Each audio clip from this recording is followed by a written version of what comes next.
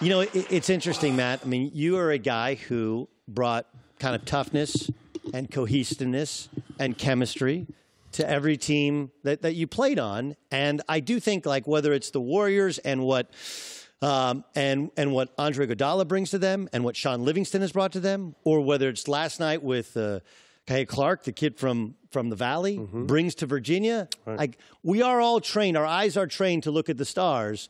But it's those other guys that do the little things that really make championship teams, no? You can be a star in your role. You know, necessarily you have 2 or 3 superstars, you know, now with the NBA is 2 or 3 superstars, but you can always be a star in your role. And I think that's what gives some guys longevity. You know, I was allowed to play 14 years. You know, Sean and Iggy or, you know, can play as long as they want. I think it's, you know, once you understand what your role is, you could be a star in that role. You don't have to necessarily be a superstar, but you could be a star in that role and understand your role and have a long career. All right, let me just quickly put a cap on last night and get ready for tonight. Last night, Purdue wins. They shoot the eyes out of the basketball, and Tennessee has this incredible comeback.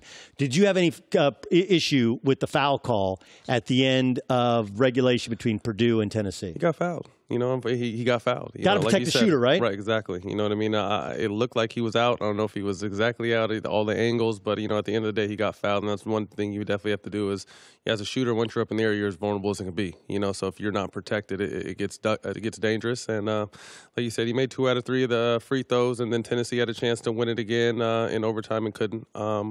But it's been a great tournament. It's been fun to watch. You know, I finally got my twins into actually sitting down and getting off their iPads and watching college basketball, which is amazing. Yeah. So it's been a fun time to watch. Yeah, me too. My son's always been like YouTube and then watching highlights. I'm like, no, actually watch the games. Watch the games. Watch how people play against the zone. Right. Why do they play zone? Right. Because it works. Right. Okay, tonight we're going to see Zion, and look, I've talked to NBA people, and they're like, we all love Zion, and since about midseason, it's been he's going to be the #1 pick. Mm-hmm. But then you watch Ja Morant, and you look at the league, and you look at how dominant ball handlers dominate this league, at least in the regular season.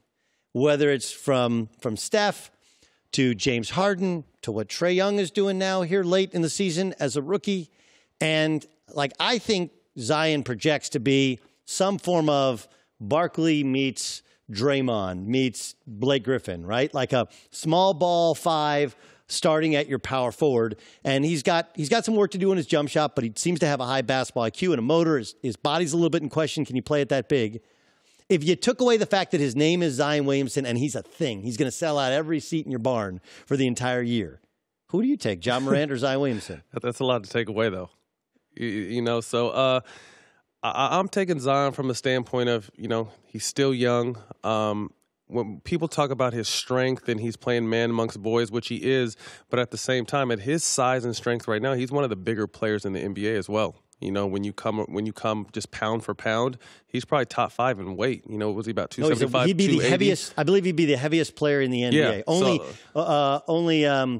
God, what's the big dude who's Boban? Okay, only Boban weighs that much. So I think, you know, as NBA players, I think he'll definitely lean out, but at the same time get stronger. I don't see him staying at 280. I think his playing weight, like once when we see the best design, he'll probably be around a 265.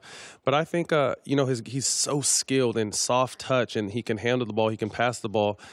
He gets knocked for shooting, but you know, his job is going to be to learn to shoot. You know, for the next 15 years or however long he plays in the NBA. So I think the excitement factor and the wow factor and the way he dunks the ball, he's the #1 pick. And I think, you know, a franchise like New York needs that. They need eyes, and they need someone who can fill seats. They need someone who's going to have a huge shoe contract that they can start making commercials about and all that kind of stuff. So I think he's more of a franchise revitalizing pick. Now, when you talk straight skill, yes, R.J. Barrett and the other kid, Morant, are very, very skilled and very, very talented. So it's going to be, I said it like last week, I think this is going to be like a Carmelo, LeBron, D-Wade type of situation when you look at it maybe 10 to 12 years, where all 3 of these guys have very successful careers and have done very well for themselves.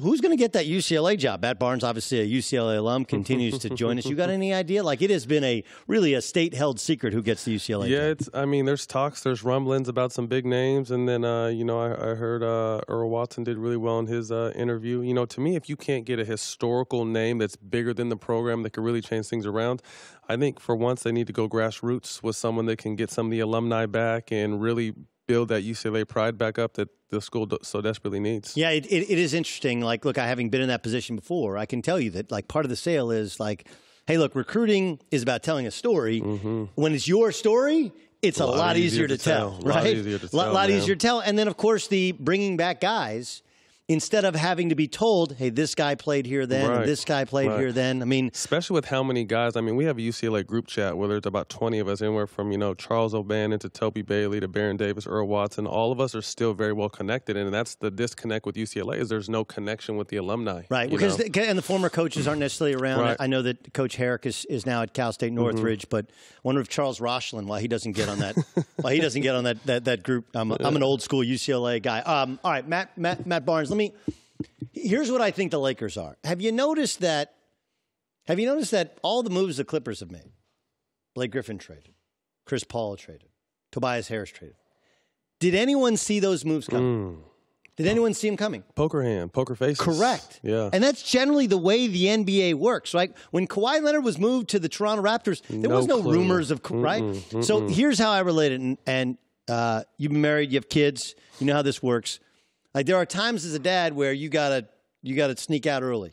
And when I say sneak out, it sounds sneaky, but I'm just saying you got to get out of the house early, go get coffee or go to work. And when the kids are asleep, you can't wake them up. And some dads just don't have the ability to be ninja dads. They step on every Lego, they stub their toe, they rattle their keys constantly, right? Like, there's a way to pick up your keys where instead of doing this and wake somebody up, you grab them and you grab the key and then you have them in your hand.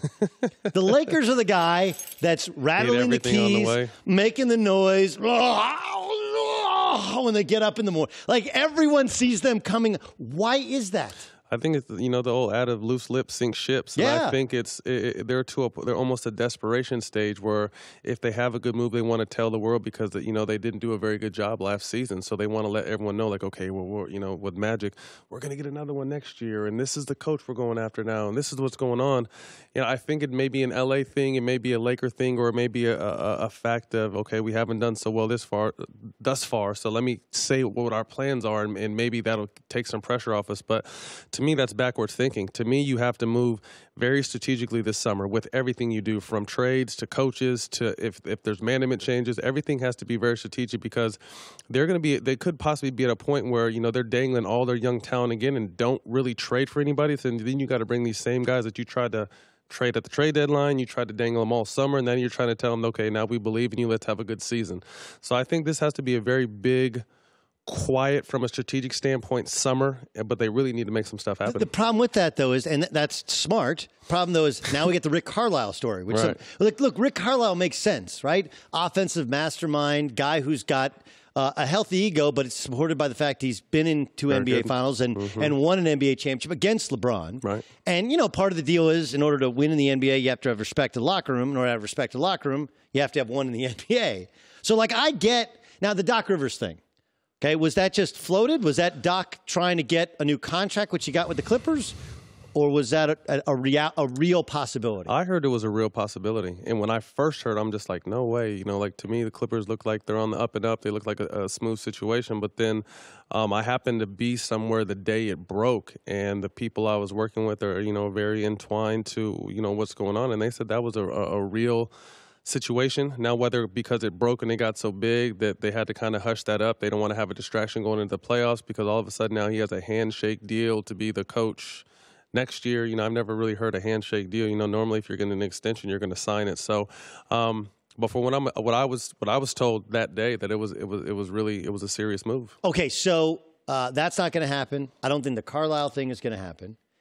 I don't think Jason Kidd's getting the job, dude. You can't go on TV talking about a job that's not open. Like, that does not go over well in most NBA circles, right? So then you have, Mark Jackson, you got Ty Lue, you got, college coaches out there. Like, who's the guy who can fix it?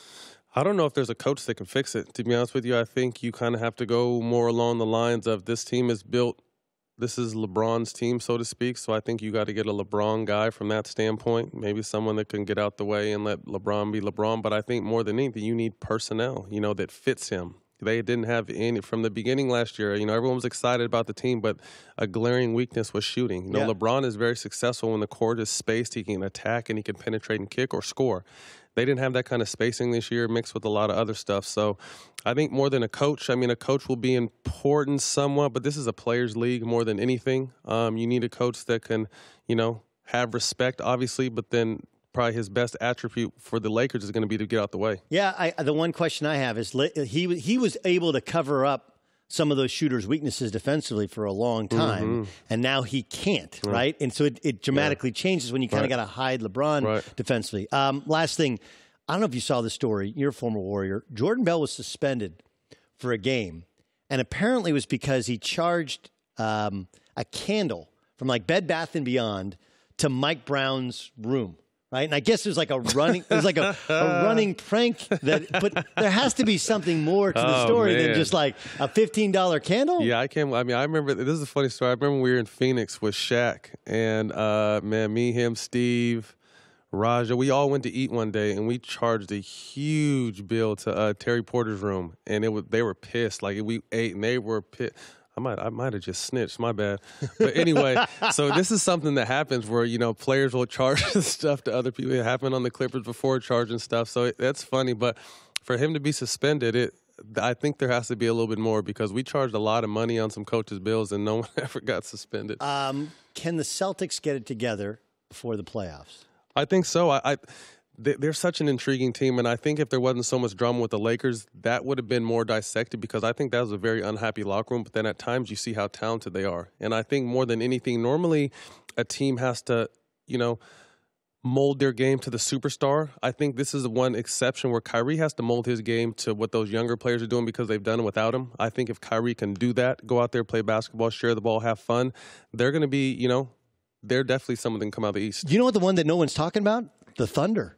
Like the Thunder have gone from second best team in the West, legit challenger, to, eighth seed in the West. Played better last time out against the Pacers, but what the hell happened to Thunder's chemistry? I think a little bit of, to me, it's always been less is more with Westbrook, and I think that he showed flashes this year where he's kind of taking a little bit of a backseat and let Paul do the bulk of the scoring because normally a point guard shooting that much is not going to work if you're called on to be the main distributor. Steph can get away with taking 20 shots because they have a lot of other distributors on that team, the guys that get people make plays for other guys. But Russ is counted on so much to distribute as well that I think when he takes around 15 to 16 shots instead of 24 to 25 shots, obviously they're a better team. Matt Barnes, great stuff.